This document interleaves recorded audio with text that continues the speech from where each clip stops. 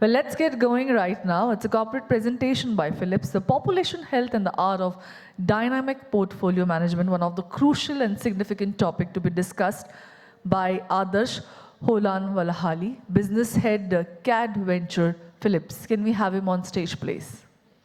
Well, a huge round of applause for Mr. Adarsh here. Can we have a huge round of applause? I think after lunch session it is.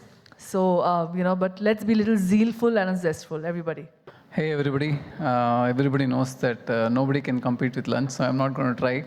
I want to start off with an amusing little interaction we had with Dr. Devi Shetty in Philips when he visited us. You know, he told us that insurers don't trust providers, providers don't trust insurers, and the funny thing is the consumers don't trust either, right? Very conveniently, I forgot to mention that he's now become an insurer as well. And so he's a provider and insurer at the same time. So I found that entire thing very amusing, because the general truth is that people only trust what you give them, what you make it transparent, and what you follow up on with respect to what you promise them, right?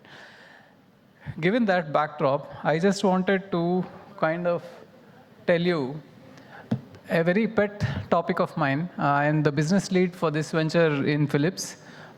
This is a startup inside of Philips that was conceived to look at the heart problem in India. So if you look at this data, most of this data is in public domain, nothing that we have invented. Many things in many forms you would have come to know of this in papers, TVs, presentations, and so on. But what is remarkable is that you have almost 300 to 340 million people in India lined up like dominoes at some point of time to have an early heart incident, right? And an incident could mean anything. The fact of the matter is that to solve a problem at this scale, traditional practices don't apply. You can't go to a hospital when you have an emergency and then expect things to be treated. You've got to be very proactive to handle something like this. I don't know how many of us monitor our health closely, or how we compare ourselves to other people who are healthy or not healthy. Do we know how good we are? These are things that are questions for all of us. But you know, my biggest takeaway from this is not health at all, at least from the health cover or the health insurance perspective. What I see here is every decision that you take in the future, your health will have a say in it. If I have to buy a house, if I have to buy an insurance policy for a non-health thing, if I have to invest in a career somewhere, my health will be a dictating factor in any of these things, right? Because this is not an ordinary revolution that's happening in India. All of us are affected, everybody in this room as well. The second part of it is that any instrument that you think will have to look at health. It's just the undeniable aspect of it. So you have employers who are forced to do more. You have insurers who are forced to do more, engage with people on their health. You have insurance brokers who are profiling organizations so that they can plan their health better. You have banks who are offering health instruments along with financial instruments. There's just no escaping it now, right? Because the numbers are really staggering, something that all of us should be deeply aware. Now, irrespective of what is going on in all of this, I want to show you some interesting data. Okay. When we started this, and it's very important that I mention the tech aspect a little bit. See, everybody when they look at heart, they just primarily look at heart as maybe heart attacks at the most, right? But heart is an unbelievable little organ. It is something that pumps 24/7, never takes any rest, and unlike any other organ, it has no chance to stop, because if it stops, you're dead.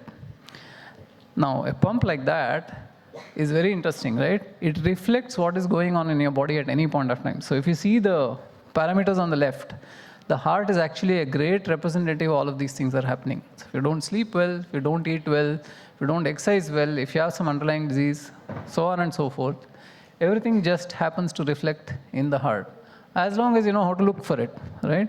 So if you go to a clinician, he probably tells you that you have a heart problem. But if you actually listen to your heart, it will tell you that you have developing a problem very early on, or that you're doing great, right? It can tell you either. So the thing is, most of us, if we happen to live until 80, 85 years, and there's no guarantee of that today, The heart beats around 3.5 billion times, right? So it's entirely within our hands to whether to make it 4 billion or 3 billion. Truthfully, right? It's not something that God has given us. There is a lifespan, obviously, but there's something that you can do to extend it or shorten it.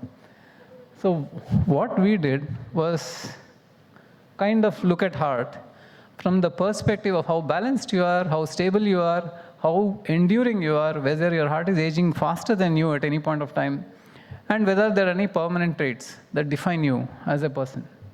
So if you look at all of these parameters at the end of the day and start accumulating losses and gains that your heart makes, it's a great reflection of how you're doing in life, right? Because you're adding wear and tear on the heart as you go forward. So the less wear and tear you add, it's just like a vehicle that sits at home and you don't take it out for driving, right? It's in great condition. So you got to make sure that you're in fantastic condition so that it can keep doing for a long period of time. So if you listen to your heart, by the way, you can answer most of these questions.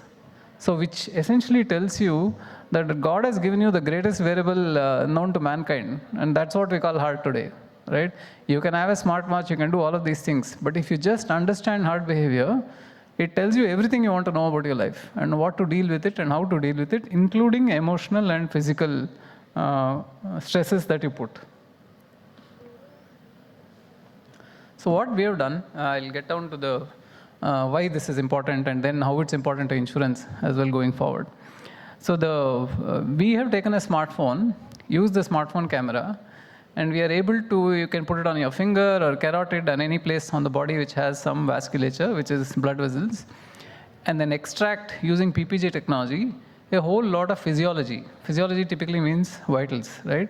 So we take all these vitals from you, including some unknown parameters, including BP, heart rate variability, a whole bunch of them, and then give you an early warning cardiac profile. And why early warning? Because it kind of looks at behavior across millions of scans of different people and then slots you into a certain persona and tells you where your heart is at any point of time and whether you are improving, not improving, preserving, and all of that is what we do. And that's the service that we, if you have not scanned today, please do so. It's a very interesting service called the Heart Energy Potential, which tells you two important things about you. One is how efficient your cardiovascular system is, which is the circulation, and how fit your heart muscle is, right? There are two different parameters, and both are equally important. And all this we have done on a phone, right? And we have a 5-day resting heart profiler, which tells you a very comprehensive assessment of your heart, and an active profiler as well, where we make you do exercise, do stress, and then figure out how your heart behaves. And all of this is essentially created into a program which we can start from a very minimal level, one scan, to hundreds of scans. And that's totally left to how you operate. So what is the result of all of this? Technology being aside, and now I don't need to talk about the tech at all. See, we've done a lot of scans, and what we have found is we can divide people into 5 different grades, right? So if you see the top graph, right? If you have a lot of reserve capacity, you're functioning like a god, then you end up on the left side. And if your capacity is very low, you end up on the right side. And as much as possible, you should move to the left, right? So if you put a lot of demand on your body, you better have a lot of supply. And if you put less demand, then you have less supply, but at some point of time, you'll run out of that as well. So the fact is we can calculate heart credits for you, which is essentially like carbon credits. And we're able to now slot you into one of these different buckets. And it's up to us as individuals to know how to move from one bucket to another. We obviously tell you what to do. But this has great impact on the insurance industry, right? Every single person, even if a single claim is forwarded to the next year, the insurer gains. I'm not saying the incident won't happen, but even if you just push it by 1 year, because you've been a little proactive, that claim is saved. And over 3 years, you can save 6% of your portfolio cost by just doing this, right? This to me is far more fascinating than all the things that we have done. The pink line represents people between 80 and 30. And the blue line there represents people who are 50 to 60, right? Now, by any reasonable stretch of imagination, you would expect the pink line to be where the blue line is and the blue line to be where the pink line is. It's a remarkable thing that really trumped us when we looked at it, right? What it meant is the average health of the young people is actually much worse than the people who are between 50 and 60. It's a remarkable little study. We have now seen this as a consistent pattern across all the data that we have looked at. And what it tells me is that there are problems happening submerged, and all of us should start paying attention to it, right? And there's a perception that women don't get heart attacks. They don't, because their estrogen levels are high and their protection is better. But the fact remains that they have muscular problems, pain problems, which is because of small arteries getting clogged. They have heart issues, but it doesn't show up as a heart attack, right? So all of us seem to be having some kind of problem or the other. But it's a very useful data point. So just to dispensing with the technical and the data front, what I wanted to really talk to you about was health has moved from individuals to populations, right? When you're looking at large sets of people, then what decisions can you make? If you can find out people who are on the fence, for example, let's say you're trying to sell an insurance policy, how many are sitting on the fence? How many are not interested at all? And how many are interested? And how many can you make them interested because of health? Is a activity that all insurers are trying today, right, at the end of the day. But that is a population. Like that, there are many populations that you'll have to start looking at as an insurer or as an insurance broker or even as a regulator, right? When you do policy fitments, it no longer is about what the user wants. It's about what the user needs. And that is a very significant difference. Because if you don't know the health of the user, then you're not going to be able to give him or her what she needs, right? That's the level to which you'll have to start going to now. You'll also have to empower people to say what add-ons are necessary based on where you are as a person in life, in general. Insights. Insurers are in a great position to give insights to people. And that insight will help not only the insurer, but also the individual and the organization as well.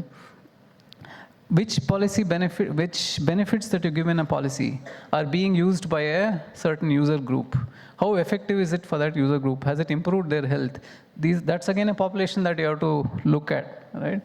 And of course, every single person, whether he's a broker or an insurer or an agent, needs to understand that early warning is actually not only makes business sense, it makes great health sense at the end of the day.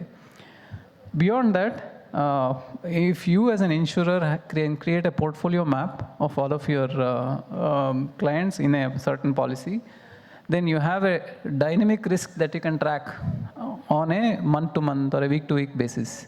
And why is that important? Because at the end of the day, it drives the decisions that you take on renewals, it drives the decisions that you take on add-ons or rewards or incentives or any other model that you work with people, right?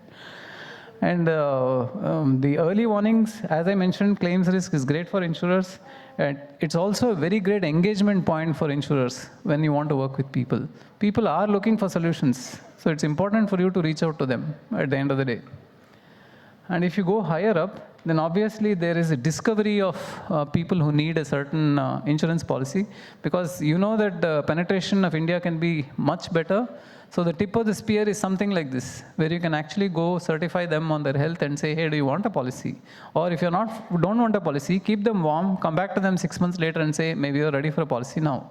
But that requires a level of reach by the insurer with digital biomarker tools like this that can actually go get you a lot of business going forward.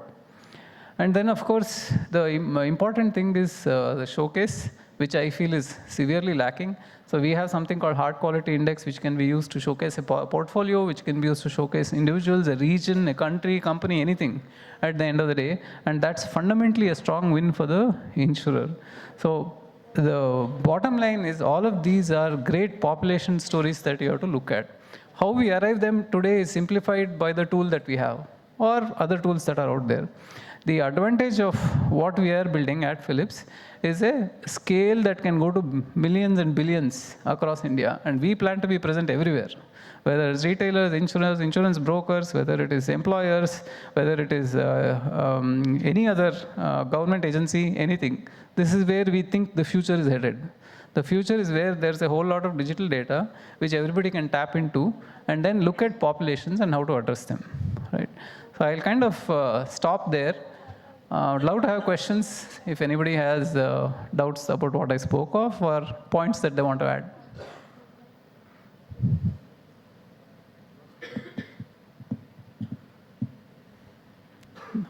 Great. I don't have anything else to say, so I'll stop at this point of time, but it was great talking to all of you.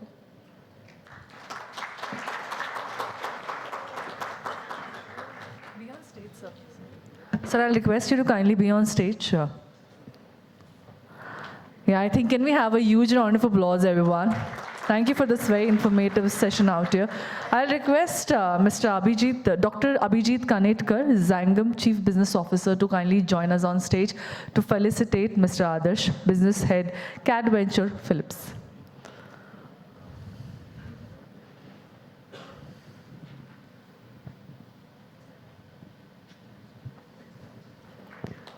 Thank you.